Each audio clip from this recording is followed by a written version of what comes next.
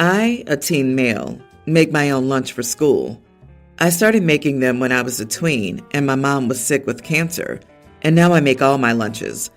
My dad refuses to give me lunch money for school, said no way to him making them. Mom made his, and now he pays for lunch every day and doesn't want to give me permission to eat outside of school, which is an option with parents' consent because he'd need to pay for that. So I make them. I work part-time, and so I started paying for the ingredients that I use in my lunches. My dad got married 2-ish years ago.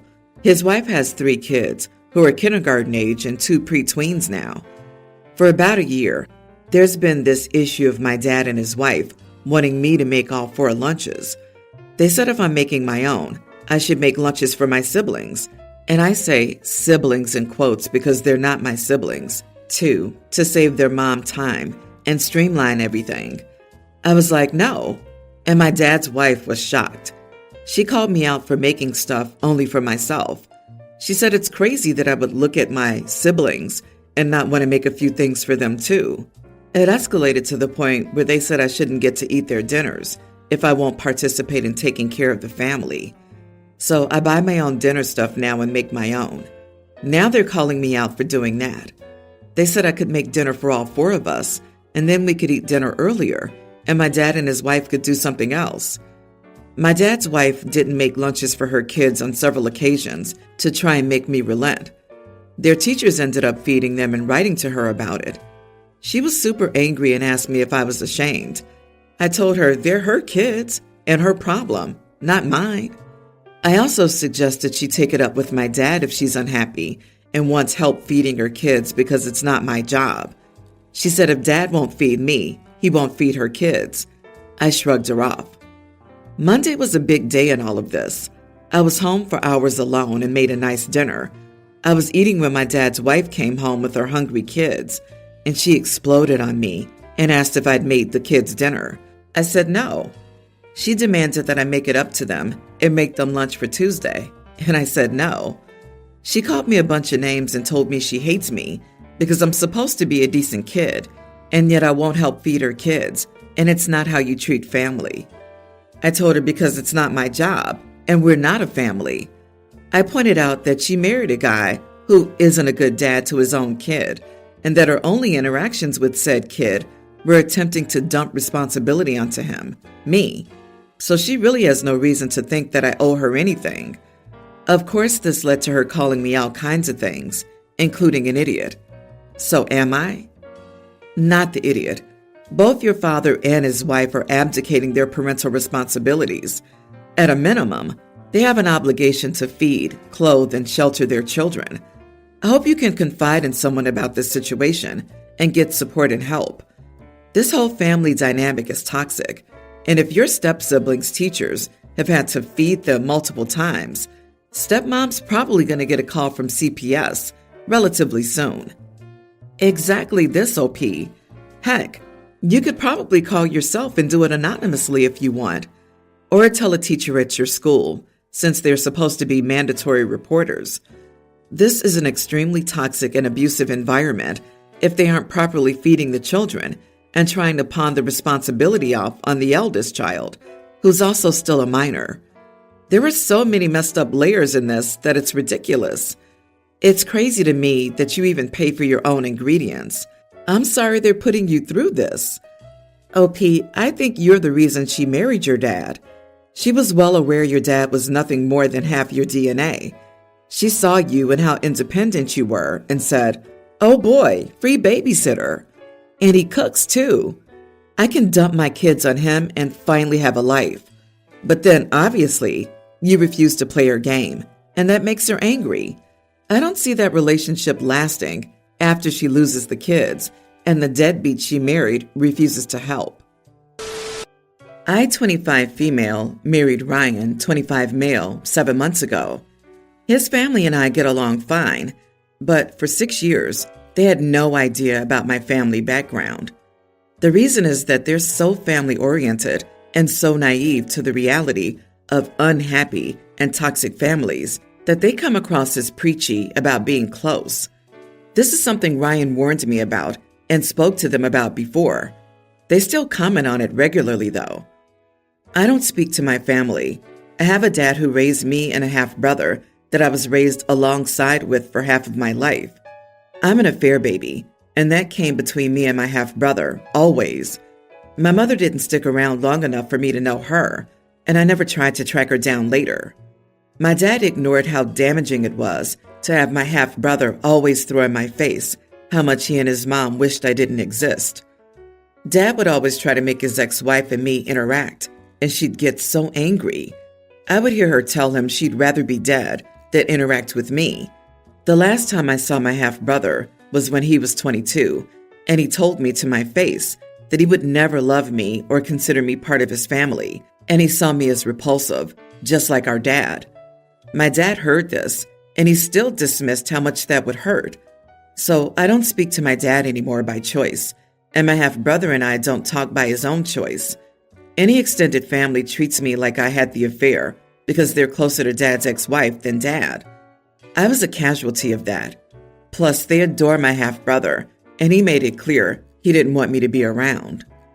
I don't talk about it often, and very few people know. I didn't tell my in-laws for years because of their attitudes around family.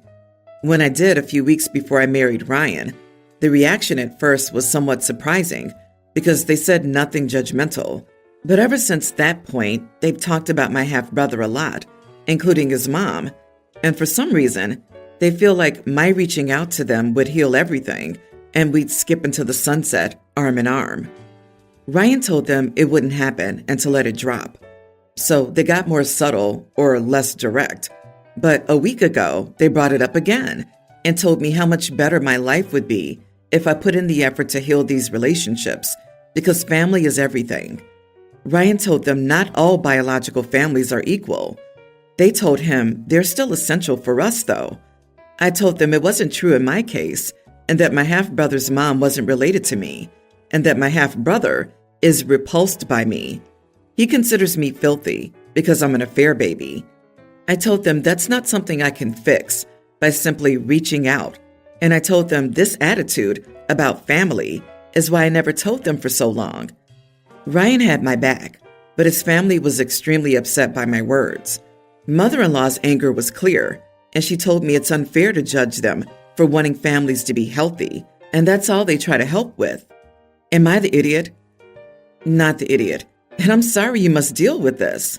You've been blamed enough for something that was not your fault. Now these idiots are acting like it's your fault. You can't or don't want to try to have a relationship with people who've treated you like a criminal. Also, is it just biology that counts for them? Because you're part of their family now, and as family, they should be supporting you, not challenging and criticizing your reality and decisions. Your in-laws are horrifically self-centric. Sometimes, to thrive, you have to cut out the parts of your family that do more harm than good. It's not your fault who you're related to. It's not your fault that half-brother reacted to his father's cheating. It's not your fault your father cheated. You don't deserve to be harassed by people so naive they've never consumed any media, news or fiction, where families aren't sunshine and rainbows. My 18 female grandma, who passed away before I was born, had a beautiful jewelry set passed down from the women in her family. In her will, as she had no daughter, she asked her eldest son, my Uncle Jim, 51, to take care of the jewelry. I've only seen pictures of the set growing up. Uncle Jim's been married for 5 years to Uncle Bob, 45. He adopted Uncle Bob's daughter, Laura, 19, a few years later.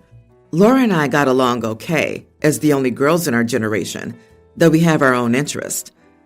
Uncle Jim was recently diagnosed with cancer, and he started putting together his will.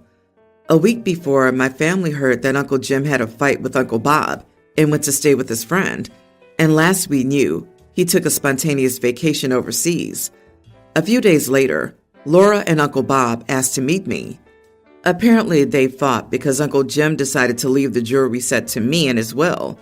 He argued with Uncle Bob that my grandma would have wanted me, her biological grandchild, to have the jewelry. Uncle Bob and Laura argued that since he adopted Laura, Laura's now the oldest girl in this generation and deserves the jewelry set. Uncle Jim stood his ground. They fought, and he left. They asked me to convince Uncle Jim to give Laura the jewelry set, saying it would be the right thing to do. I, however, felt that if Uncle Jim believed the jewelry should belong to me, who am I to question his decision? I told Laura and Uncle Bob that I would do as Uncle Jim wanted me to. They called me a greedy idiot. Am I the idiot for accepting the jewelry set? Not the idiot. You're in the bloodline for the passed down family item.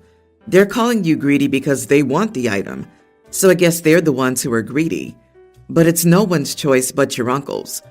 And if that one inheritance can cause that big of a fight, then apparently there wasn't much of a relationship between the two men to begin with. Basically, you should just stay out of it, because it's not your decision either. I would tell them that I would follow whatever my uncle wanted to do with it.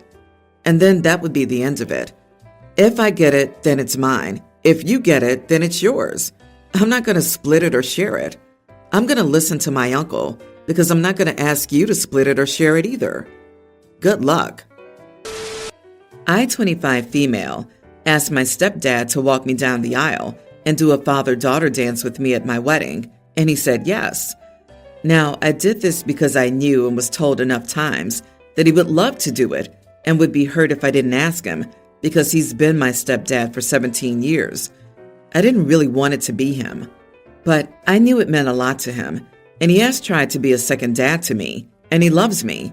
I know, and he's done a lot for me too. I just don't consider him my dad or even my primary father figure.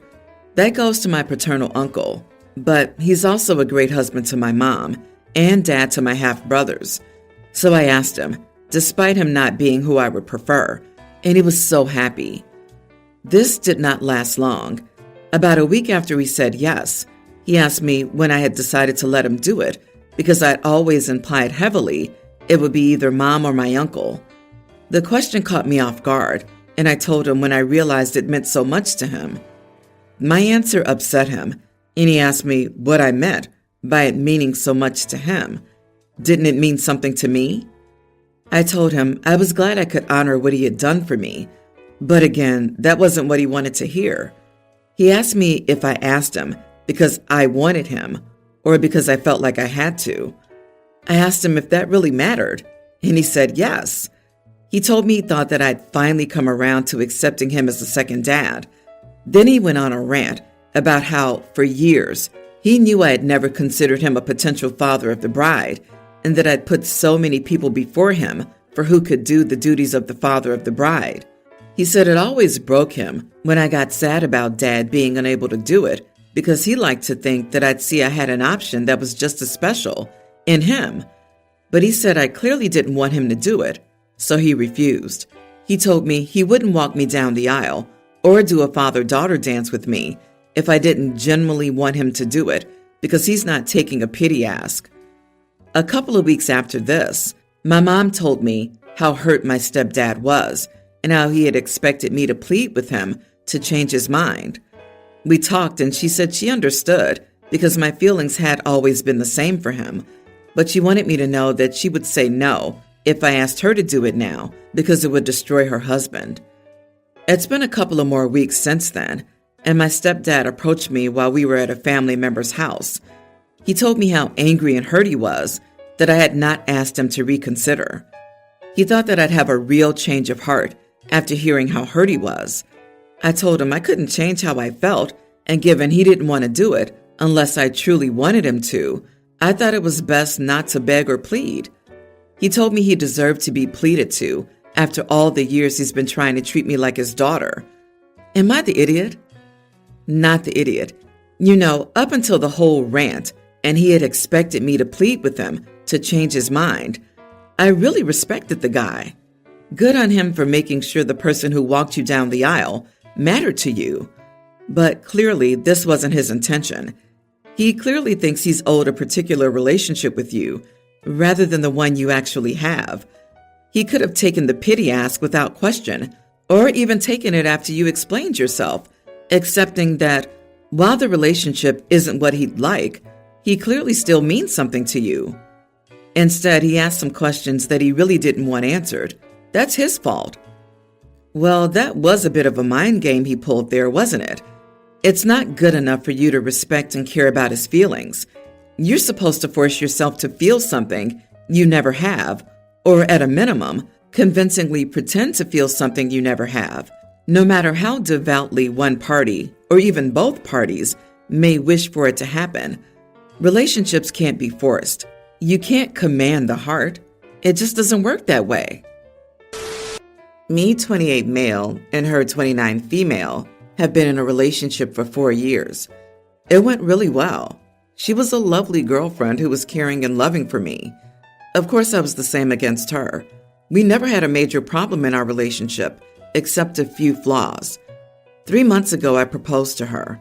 I took her to a restaurant for a normal dinner out. I was so excited and panicked, although I knew she would say yes.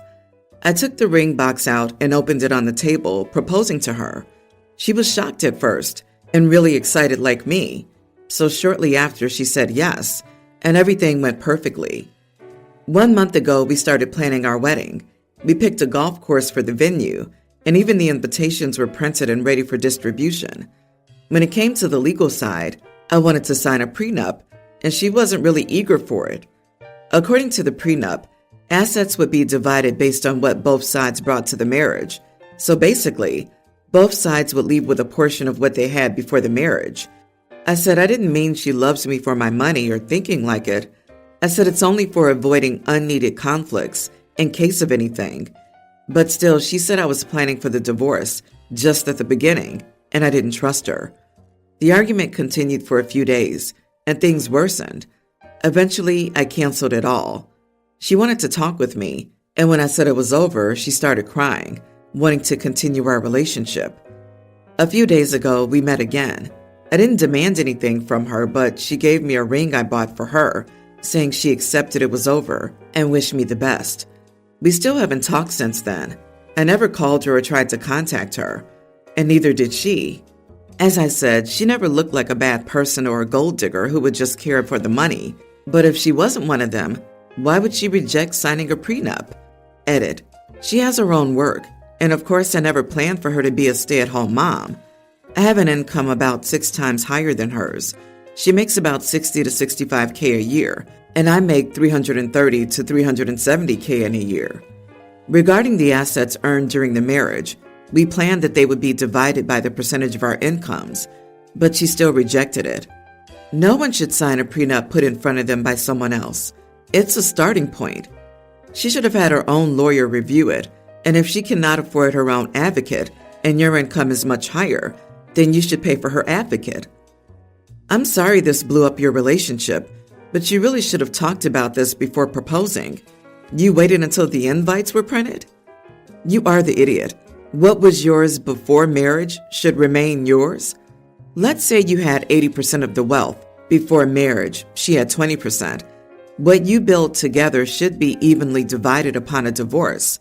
If she's building a life with you, she shouldn't have to worry about 20 years down the line, after she's raised your children and been your wife and contributed in ways that weren't tied to money, that she's only going to get 20% of what you built together. For 20 years? Heck no. Your prenup was a slap in the face. It was heinous. It was mean and cruel. You were only looking out for yourself. A good prenup protects both parties. You should be totally ashamed of yourself. Holy crap. I would have left him the second I read that. Number 1, he sprung it on her. 2, she wasn't involved in drafting it. It's clear as day that the intent is to protect himself and screw her over rather than achieve something equitable and fair. He cares more about his dollars than this human he pretends to love. Absolute loser. You are the idiot 100 times over. It's like looking at my marriage, and that ended with him living cushy and me homeless. Some of these money bag bros have no shame.